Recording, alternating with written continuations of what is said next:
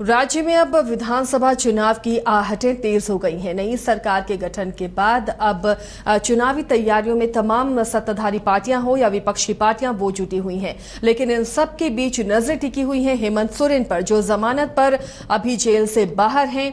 क्या उनकी राहें अभी इतनी आसान होने वाली हैं? फिर से तो उन्होंने कुर्सी पर कब्जा जमा लिया है, सीएम बन चुके हैं हेमंत सोरेन, और अपना विजन भी उन्होंने बता दिया है कि किस तरह आगे वो राज्य की गति को बढ़ाएंगे और क्या क्या अब उनका लक्ष्य है। और विपक्ष पर भी निशाना साधते हुए नजर आए हैं कि किस तरह उन्हें फंसाने की साजिश रची गई थी। लेकिन इन सब के बीच अब जब ईडी ऊपरी अदालत का दरवाजा खटखटाने पहुंची है, तो क्या ये जो वक्त मिला है हेमंत सोरेन को विधानसभा चुनाव से पहले का, वो वक्त हेमंत सोरेन के पास रहेगा? क्या फैसला आएगा उस पर भी अब राज्य का भविष्य तय करता है, हेमंत सोरेन का भविष्य तय करता है। सहयोगी मदन हमारे साथ जुड़े में हैं, मदन का रुख करते हैं। मदन, नई सरकार तो बन गई है, हेमंत सोरेन भी सीएम बन गए हैं, लेकिन अभी भी ईडी का खतरा टला नहीं। जमानत पर वो बाहर है, लेकिन ईडी अब ऊपरी अदालत का रुख कर रही है और अब ऐसे में फैसले पर वहां की बहस और जिरे पर नजरें रहेंगी। क्या ये जो वक्त मिला है हेमंत सोरेन को, उस वक्त तक वो तमाम काम को निपटा पाएंगे? देखिए, वक्त जो है वो आखिरी चल रहा है, इसलिए हम कह रहे हैं कि सरकार जो 5 साल का कार्यकाल पूरा करती है, वैसे में अब महज 3 से 3.5 महीने का वक्त बचा है और ऐसे में कामकाज जो है वो काफ़ी बचे हुए हैं। मूल रूप से अगर आप देखें तो सरकार को घेरने में जो विपक्ष जुटी हुई है, वो कई वादे ऐसे हैं जो अब तक पूरे नहीं हुए हैं। तो अब हेमंत सोरेन के पास चुनौती ये भी है कि क्या चुनाव में जाने से पहले उन वादों को फिर से पूरा करने की कोशिश की जाए। इससे पहले भले ही सरकार ने यह कोशिश किया कि 1932 आधारित जो स्थानीय नीति है, जो नियोजन नीति है, या फिर ओबीसी को 27% आरक्षण है, ये तमाम प्रक्रिया जो है वो विधानसभा से पूरा कर राजभवन तक भेजने की कोशिश की। लेकिन विपक्ष जो है वो सरकार को घेरने में इसलिए जुटी रहती है कि सरकार के मंशा पर वो सवाल उठाती है और कहती है कि अगर सरकार का मंशा सही होता तो उसे राजभवन तक भेजने की जरूरत नहीं थी, बल्कि कैबिनेट से पास कराकर इसे लागू किया जा सकता था।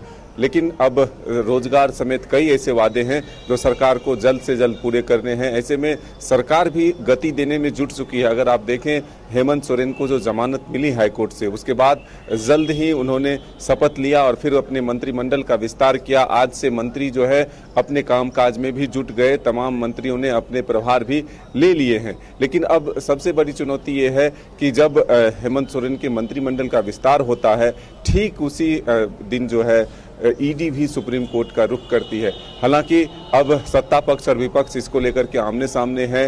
सत्ता पक्ष के विधायक और मंत्रियों की अगर माने तो वो कहती है कि बीजेपी के इशारे पर केंद्रीय एजेंसियां काम करती है, एक आदिवासी मुख्यमंत्री को परेशान करने की कोशिश होती है, और सुप्रीम कोर्ट जाए या फिर कहीं भी जाए, इसमें कुछ होने वाला नहीं है, क्योंकि हाईकोर्ट ने जो जमानत दी है और जो जमानत के कागजात दिए हैं, उसमें जो बातें लिखी गई है, उससे यह स्पष्ट होता है कि हेमंत सोरेन को बेबुनियाद तरीके से फंसाया गया है, सिर्फ शक और संदेह के आधार पर। सीधे तौर पर इनका कहीं भी इन्वॉल्वमेंट जो है इसमें नहीं देखने को मिल रहा है। तो ऐसे में अब सत्ता पक्ष की अपनी दलील है, बीजेपी। लेकिन मदन, जब ईडी ऊपरी अदालत गई है तो ये माना जाए कि हेमंत सोरेन के लिए अभी राहें इतनी आसान नहीं हुई हैं।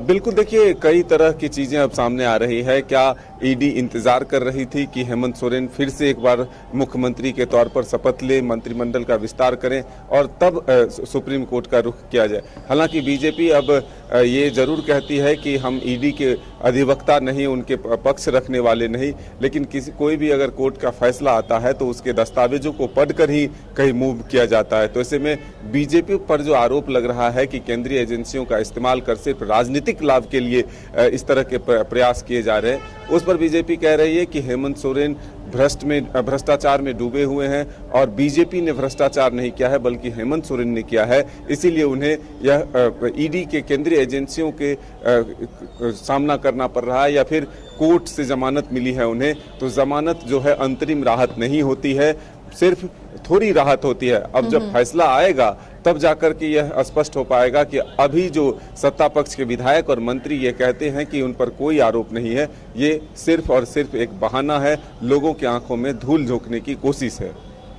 अब मदन, यानी आने वाले दिनों में सियासत और दिलचस्प नजर आएगी जब ईडी अब ऊपरी अदालत में गई है। तो ऐसे में जहां सत्ता पक्ष विपक्ष पर हमलावर होगा, वहीं विपक्ष के पास भी मुद्दा होगा और विधानसभा चुनाव की जो जंग है वो बेहद दिलचस्प नजर आएगी। बिल्कुल, देखिए जैसे जैसे चुनाव के वक्त नजदीक आएंगे ऐसे ऐसे सियासत भी जोर पकड़ता हुआ नजर आएगा। और अब जब ईडी सुप्रीम कोर्ट का रुख कर चुकी है तो जरूर इसको लेकर के एक तरह से टेंशन जरूर सरकार के ऊपर भी रहेगा और दूसरी तरफ सियासत भी इसको लेकर के होता रहेगा, क्योंकि जिस तरह से कामकाज को रफ्तार देने की कोशिश हेमंत सोरेन के द्वारा किया जा रहा है, ऐसे में इस पर लगाम लगाने की कोशिश होगी, उसे अवरुद्ध करने की कोशिश होगी, या फिर हेमंत सोरेन जो वादे किए हैं लोगों से उसे पूरा करने में कामयाब होंगे। तो महज कुछ समय बचा है, मंत्रियों के ऊपर भी जिम्मेदारी बड़ी है, मुख्यमंत्री के पास जिम्मेदारी बड़ी है, टारगेट बड़ा है, समय कम है। तो ऐसे में देखना होगा कि हेमंत सोरेन इन चुनौतियों के बीच अपने लक्ष्य को कैसे पूरा करते हैं, जनता से किए हुए वादों को कैसे पूरा करते हैं। बिल्कुल, अगर सीएम पर आरोप अभी धुले नहीं हैं और लगातार ईडी भी लगातार कोशिश कर रही कि शिकंजा उसका कसता ही जाए, ऐसे में अब चुनौती है कि जो 2 से ढाई महीने का वक्त बचा है मदन, उस बीच में सरकार को अपने आप को प्रूव करना है। और जब नई मंत्रिमंडल बनी है, तमाम मंत्रियों को भी अपने कामों को लेकर प्रूव करना है, जनता के बीच में जाना है, अपनी उपलब्धियों को गिनाना है। तो ऐसे में ईडी का सामना और राज्य की वो जिम्मेवारियां, क्या लगता है इतना आसान ये रास्ता है? मुश्किलें बहुत होंगी, किस तरह इससे हेमंत सरकार निपटेगी?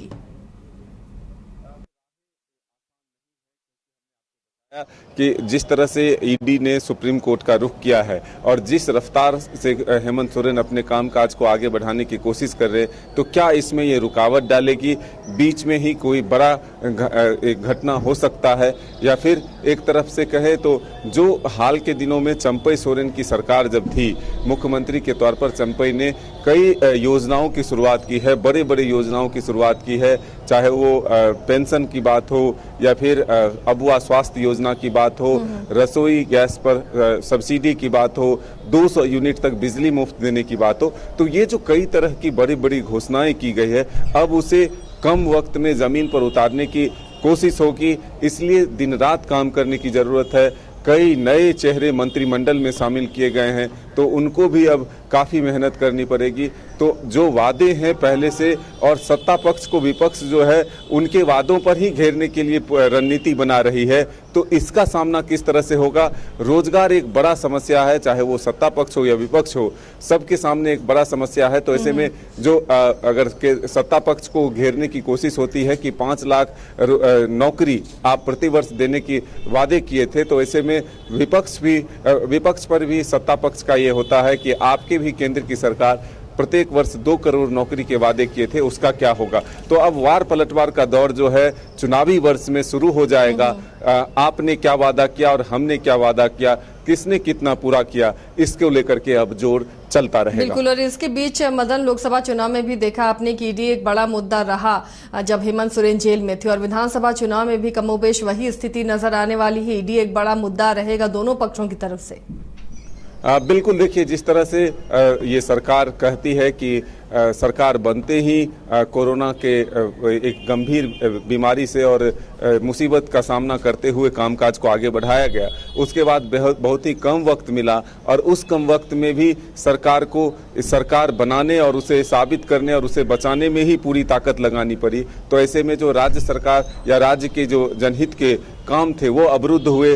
अब जो बेहद ही कम समय बचा है, ऐसे में क्या फिर से एक बार ईडी ही मुद्दा बना रहेगा, ये देखने वाली बात है। और क्या सरकार इसी से निपटने में जुटी रहेगी या फिर राज्य हित में काम कर पाती है, ये बड़ी बात होगी, देखने वाली बात होगी। तो अब देखना होगा कि आने वाला दिन जो है वो कैसा रहता है। ईडी के मामलों में ही सरकार या विपक्ष या सत्ता पक्ष दोनों उलझी रहती है, या फिर इस राज्य के विकास के लिए कुछ काम भी होता है।